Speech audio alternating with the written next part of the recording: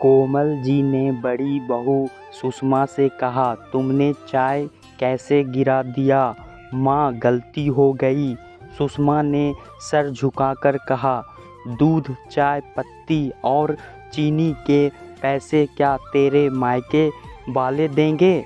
कोमल जी ने बहुत डांटा, पर सुषमा ने कोई जवाब नहीं दिया। कुछ देर के बाद छोटी बहू रिंकी से कोमल जी कहती है, मेरी दवा आ गई?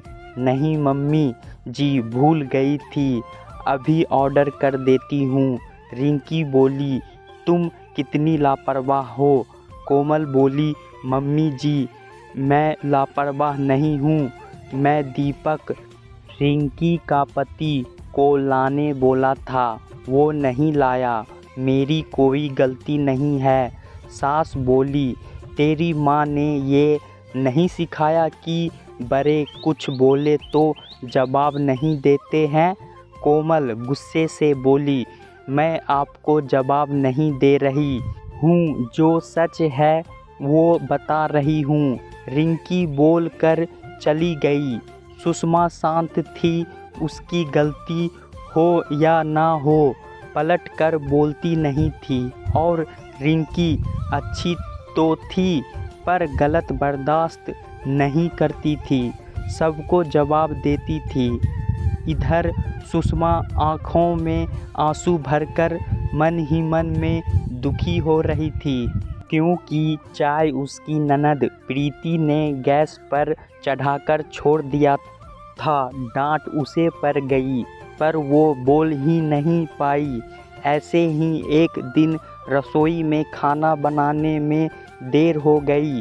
कोमल ने फिर सुषमा पर चिल्लाना शुरू कर दिया। तभी आई और बोली, मम्मी जी, आपको पता है, शाम से डिंकी, सुषमा की बेटी, की तबीयत खराब है और मैं अभी ऑफिस से आई हूँ, फिर भी आप गुस्सा हो रही हैं। फिर सुषमा से बोली, भाभी आप रिंकी को संभालो, खाना मैं बना दूंगी, ज़्यादा परेशानी होगी तो प्रीति की मदद ले लूँगी। कोमल ताना कसते हुए बोली, दो दो बहुओं के होते प्रीति खाना बनाएगी? मम्मी, प्रीति बच्ची नहीं है, कल को उसकी भी शादी होगी, काम सीखना भी ज़रूरी है। रिंकी बोली। कोमल बड़बड़ाते हुए चली गई। कुछ कहो नहीं कि जवाब इसके पास तैयार रहता है। सुषमा बोली, रिंकी, तुम तो हर बात में जवाब देती हो, पता नहीं मैं क्यों नहीं बोल पाती। रिंकी बोली, दीदी आप बोलेंगी नहीं तो सामने वाला आपकी परेशानी कैसे समझेगा? आपको मैं एक नसीहत देती हूँ, आप भी बोलना सीखिए, नहीं तो रिश्तों में मिठास कम हो जाएगी। इधर कोमल रिंकी की खूब शिकायत करती। एक दिन कोमल जी की ननद मिलने आई। कोमल ने सुषमा की प्रशंसा और रिंकी की खूब शिकायत की। ननद बोली, भाभी, सामने जवाब देने वाला ही सही होता है, आपको तो पता ही है कि मेरी सास खूब ताने मारती थी, मेरी जेठानी और उनमें झगड़े होते थे और मैं उनकी गलत बातें सुनकर भी नहीं बोलती थी, क्योंकि मेरे पति का कहना था, माँ बड़ी है, कुछ कहती है तो जवाब मत दो। जेठानी को मेरी सास ने ताने मारना कम कर दिया था, क्योंकि वो बर्दाश्त नहीं करती थी, पर मेरे पीछे पड़ी रहती थी। धीरे धीरे मैं मन ही मन उनसे चिढ़ने लगी, यहाँ तक कि उनके आने की बात सुनकर मैं तनाव में आ जाती थी। जब वो गुजर गई तब मैंने चैन की सांस ली। जेठानी झगड़ती ज़रूर थी, पर उन्हें सास से प्रेम था। दोनों लड़ती फिर साथ मिलकर गप्पे मारती। सास के मरने पर वो बहुत दुखी थी और मैं मन ही मन खुश थी। उनके ताने सहते सहते मेरे मन में उनके प्रति ऐसी नफ़रत भर गई जिसे मैं भी ना समझ सकी। छोटी बहू गलत बात पर जवाब देती है क्योंकि वो आपको माँ समझती है। सामने जवाब देने वाले के मन में कोई गांठ नहीं रहता, पर चुप रहने वाला अंदर ही अंदर घुटता है और यही घुटन नफ़रत का कारण बनती है। और ये नफ़रत तब बाहर आएगी जब आपका शरीर गिर जाएगा। ननद की बातों ने कोमल को झंझोर कर रख दिया।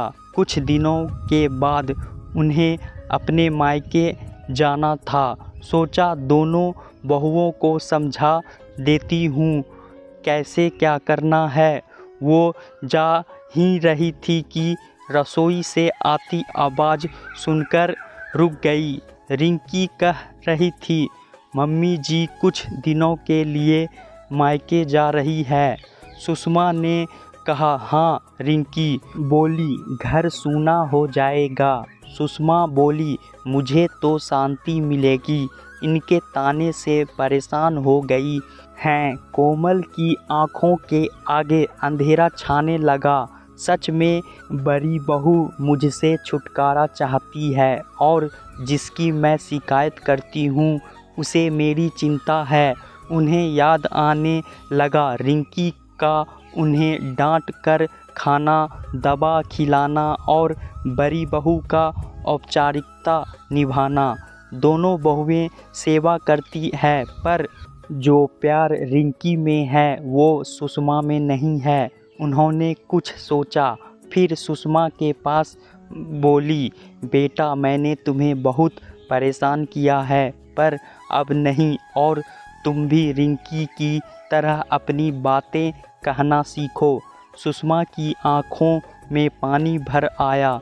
बोली, जी मम्मी, कोशिश करूँगी।